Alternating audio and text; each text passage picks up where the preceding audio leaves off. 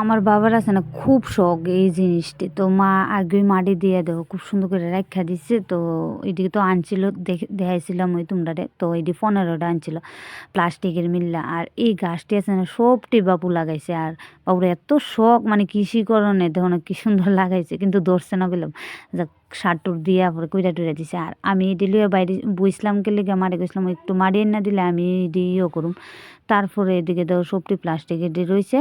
আর এদিকে আমি এটি বুঝলাম কেরে ড্রাগন গাছটা লাগামু তো বুদ্ধি তারা বাড়িতে আনছিলাম তো এটিও কইতাছিলাম এটা লাগাইলে কেরে যদি অন্য বেশি দিন না লাগে আবার এটা মইরা টইরা যাবে না।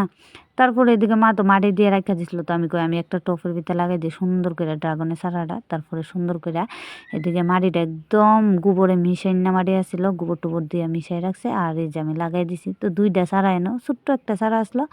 আর এই চারাটা মোটামুটি বড়ই। তো হইব নি জানি না। তো তোমরা বাড়িত কার বাড়িত ড্রাগন গাছ আছে কমেন্ট করে গেলাম জানাইও। আমরা বাড়িত তো এই ফার্স্ট টাইম লাগাইছি।